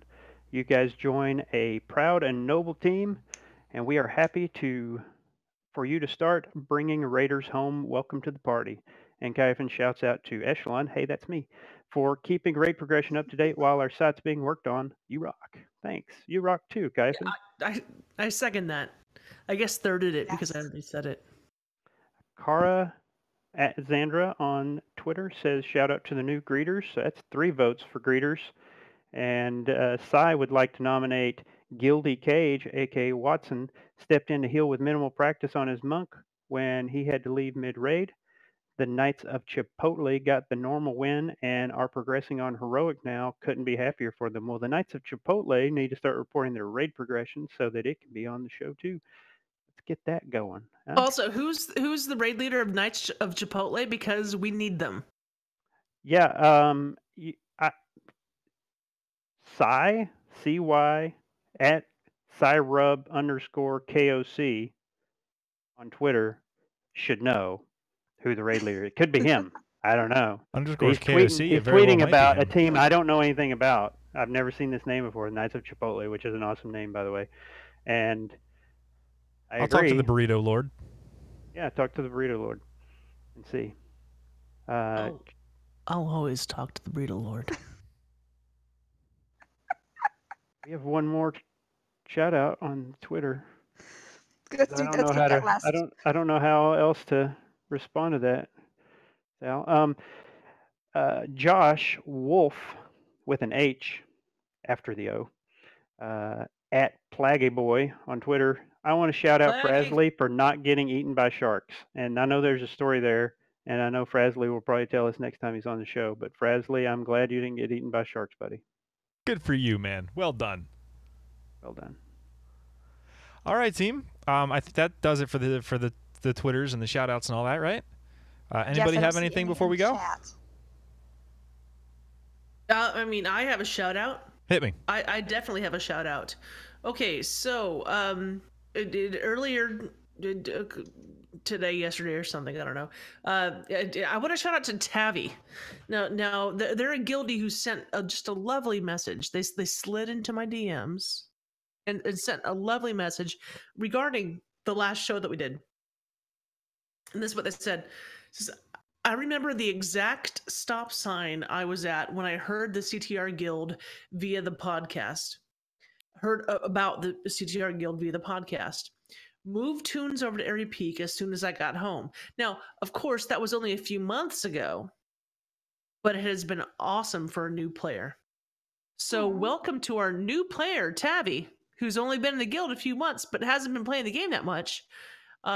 Very happy that you reached out to us. And by the way, we love it when you reach out to us. And it's something that we talked about on the Frazzlecast the other night is that podcasters love it when you email them, when you message them, when you come up to them and introduce yourself at a con. So I thank you so much, Tavi, for reaching out. And this lets me know that we should probably make some kind of like 30-second ad for the Converted to put on Convert to Raid podcast. Yeah. Or, BattleNet presents BattleNet News. Convert to Raid presents BattleNet News. Yes. I think that's a good idea. Just to let everyone know that we're here. And Tavi found us, and I'm glad they did. Shout out my turn. Shout out to everyone who came for the Valentine run. It was great. I know Raid 6 had a lot of people that were in there, and thanks to their help, they described the bosses, and I think, honestly, they're the reason we were able to get to 7 that we did. Also, shout out, nothing is set in stone, but I kind of put something out on Twitter just saying, hey, if I did a charity thing, would people be interested? And I have a lot of people that are interested, and so I think it's going to happen. I have a few people I am talking to who have done this before or who are in positions where they may be able to help with incentives. So we'll see what happens. But if you start getting weird whispers from me asking, questions, there is a point. I promise. I'm just not going to say anything right now since there's not even a stone to write in yet. There's just blah. So I will take all your weird whispers. Sweet. I will give you them, all of them. Okay. Ash, do you have any? Or Ash, did you do your shout out? No, you didn't. Shout out, Ash. My shout out goes to the sun.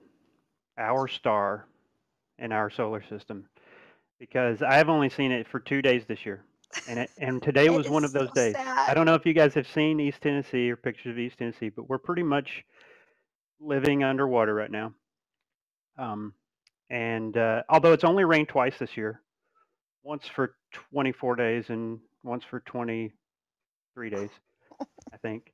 But the sun came out today, and I went for a walk, and I went to the local park, and it was mostly underwater because the river was over the banks, quite a ways.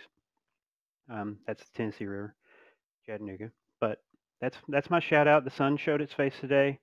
It was nice, and I hope it comes back tomorrow. But I'm pretty sure Wednesday it's raining again. Oh, I had no idea you were Mazel getting hammered tov. that bad by the weather, man. That's really rough. I'm not We- going to complain about I snow was anymore. I was doing the research the other night, and like our normal year-to-date rainfall right now, which it's a wet area, right? East Tennessee's kind of rainy as it stands. Normal rainfall for this time of year is like 4.5 inches, and we're at like close to 9 right now. We're at like 8.5, almost 9 inches of rain. So, and it's we get the occasional drenching, but just about every day is a drizzle. Every day is a drizzle. Just keeps coming. That's the worst. I That's mean, sad. Tennessee is also the worst.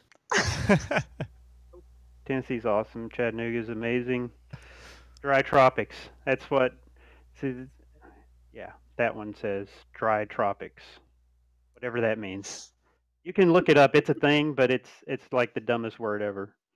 So, anyway, dry tropics.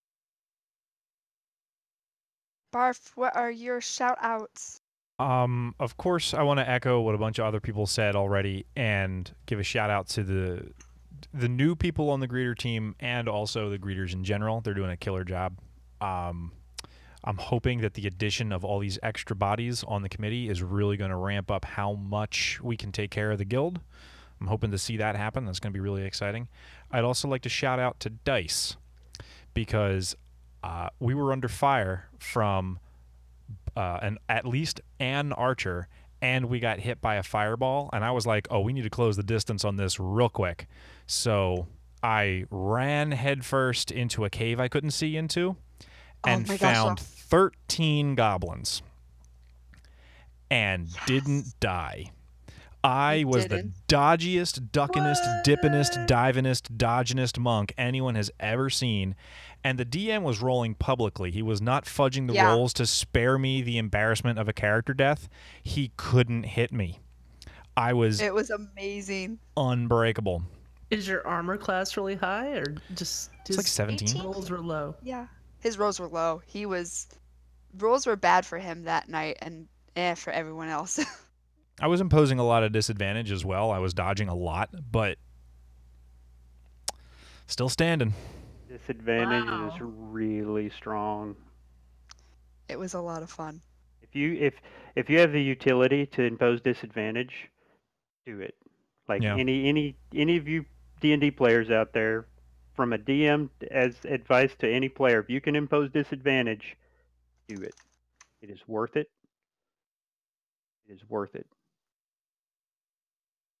So on average, it's like a 5 to 6, point penalty disadvantage. Yeah. Do it. Well, what? This D&D podcast has been brought to you by Wizards of the Coast. I was just about to say, as if we're wrapped up on the conversation about the dice and the lucky rolls, that's going to wrap us up for tonight. I'd like to thank Navox and Geek Chic Lisa for our theme music. You can find us on Twitter at @converted_CTR. Turarts is at Turarts. Sal is at Summer_Sal. Esh is at Eshelon, and I am at a bonus level. When is the next episode? The next show is Monday, March 11th. We're going to have raid leader Barian, who's going to be here to pump up the Salad Senate, yo. Oh, yeah, they're one an of old those hand at OG this by now, I teams. think, right? Yeah, sure. Well, they haven't been on the show so many times, but I don't know that Barian's ever been on the show, actually. So the raid leader for Salad Senate has changed over the years. So let's like, yay, Silent Senate, let's go. Nice. It's going to be a good show then. I'm looking forward to it. We're getting back to our roots with our raid leaders and talking about the raid teams and I mean, we've been talking about raiding. I'd really like any feedback that you guys can give us about this series that we did. We did a 4-part series on Dazar'alor. If you liked it, let us know. If you didn't like it, let us know. You can tweet us, you can email us, whatever. We're easy to find. But this has been kind of fun. It's definitely been a break from our normal what we do. So we'd love to hear from you. But yeah, in 2 weeks we're gonna have Birian from the Silent Senate. Should be fun. But until then, we're gonna say bye, everybody. Hey, Turarts. Bye. Eshelon. See you later. Sal. For the Alliance. And for myself. We'll see you next time, everybody. You can follow the show on Twitter at converted_CTR. Subscribe to our YouTube channel, Converted Podcast. And find us on our Twitch channel, Converted Podcast. And join us live every other Monday at 9 p.m. Eastern.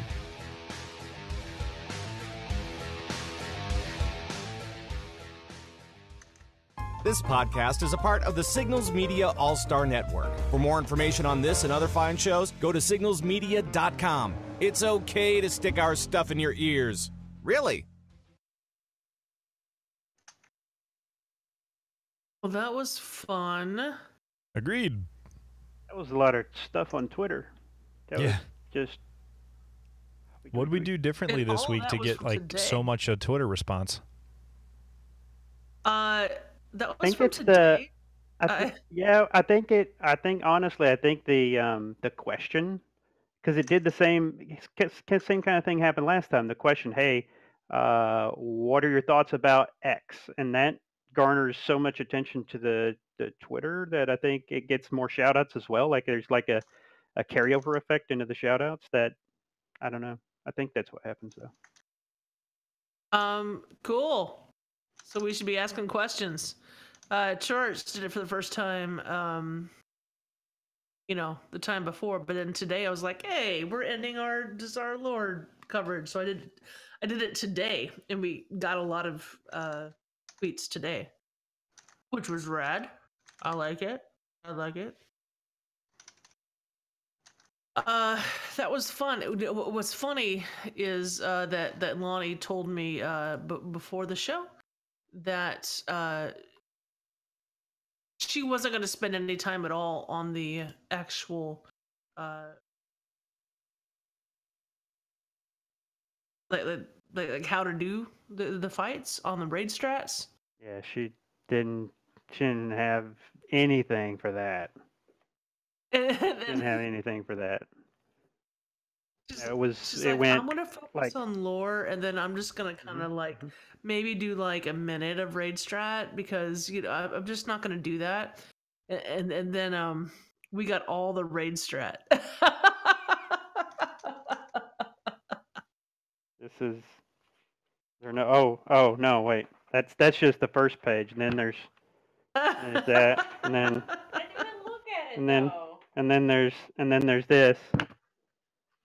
Okay, and she says she didn't look at it, so she didn't even. Oh my God! And then there's another page. You don't know what you got into, Sal, when you said, "Hey, let's." But I mostly did what I wrote down was lore stuff. She's so cute over here. Let's just see how long this podcast is when I bring it out. An hour and 45. That means that she was only 45 minutes longer than normal, right? So. Jay Falcon was also pretty long. She's like, oh no. Well, I mean, this format kind of invites a longer show, though. It does. It does. I am only making fun of Loni because she specifically said she wasn't going to do that. Right. So otherwise, there'd be nothing to make fun of. Well, and while she was, going through the strategy, I was like, this is a little longer than normal, and then it kind of went a little long. Oh wait, we just did the first boss. Okay, next boss, and then I thought, she was wrapping up the second boss, and moving on to the third, and I was like, oh, we're still on the second boss. yeah. So, and then I thought, it's not fair to be hard on her because she's not practiced at keeping things brief. Oh, and you are? Well, no, I'm not. I'm not either. But she works for the state, so she gets practice in the other direction. Like they let you talk forever. You go, have a meeting with your cohorts, and they expect you to take, at least a couple of hours to explain, a 10-point pamphlet. I would die. I would die. And I'm making all of that up. None of I'm that's hoping real or everyone true. can like understand how green my hair is. And it's balayage. So it's like different kind of some of it's darker than others. It's really freaking green. Which I'm sure that Navox appreciates me talking about my green hair. So on the Frazzlecast, the Frazzlecast isn't about World of Warcraft. It's kind of about like all geek things. So I thought green hair was kind of a geek thing, and then Navox was like, "Can we stop talking about your green hair now?" I'm like, "Oh, all right, dude. I'll give it up." And the very first thing Navox does when he gets into chat is like, "Oh, we're gonna talk about the green hair." Listen, it was life-changing to me. Yes, we are Navox. That is if that is your fake name. Life change. You're so vain. His real name. You think this podcast is about? I know. It used to be his Twitch handle. What kind of silly idiot puts their real name in their Twitch handle? Right, Sal? Ridiculous. My friends call me Sal, but my real name. That all started because I used to work with GameBreaker.tv, so my real name was on articles that I would write. And a lot of people who still follow me are from back in the day at GameBreaker, and had nothing to do with CTR, which is kind of weird because like most people have to do with CTR. Most people have to do with CTR. I can get behind that idea. But I have a few from the GameBreaker days. Yeah, but the GameBreaker people also have to do with CTR. Just the chance of numbers. It's true. Not true. Most people are. See, Loni knows. I mean, that's most people are CTR, but the GameBreaker.tv were not CTR people. He did end up like gathering. You don't know who are secretly CTR people. Pat and Coltrane, CTR, but they brought them. They came in after I did. I was there first, but I was just a writer. I wasn't on a podcast. And then who else was on there? That's back when Olivia Grace was part of the crew, and she was still like working with video games. I take it that she's not anymore. And Josh Allen worked for GameBreaker.tv back in the day during that time, and now he's at Blizzard. I've heard of him. Yeah. It's a shame that website didn't take off the way that this guy Gary wanted it to, because I liked the content that was created. It was all about having video content, like video, and then we would write things like to get people to come to the site for search engine optimization. Yeah, because it's kind of hard to search for a video that's not just like on YouTube. I want people to like go to the site and see your ads. Anyway, that was an interesting experience. I'm glad I had it. I did that while I was for a job. So I was in Texas. I just come back from Korea. I would do the first like 4 hours of the day at Game Breaker, and then the other 4 hours of searching for jobs. You know, that's my full-time job, was searching for jobs back then. And I was living with my sister, and I started the Converted podcast, as a matter of fact, from my brother-in-law's man cave. Any photos with this big thing that says "Hi, how are you?" behind me? That is my brother-in-law's man cave. All right, well, I'm gonna flake out because I'm tired. It's also pretty late. It is. Yeah. I'm So getting kind of sleepy-faced myself. I'm gonna make a sandwich and then. Ooh, sandwich. Good idea. I made homemade burgers tonight. They looked really pretty. I think. They looked great on Twitter. Oh my gosh! Yes, It was they did. half beef, half deer, and then it also Oh. had some bacon in the meat too, and it turned out really juicy. But they And are she way put too vegetables on thick. it like they do at the I restaurant. did. I put the green one and the red one on there, and I made a spicy aioli type thing. It got really fancy. I have half of one left over because they were like, you weren't fitting it in your mouth big.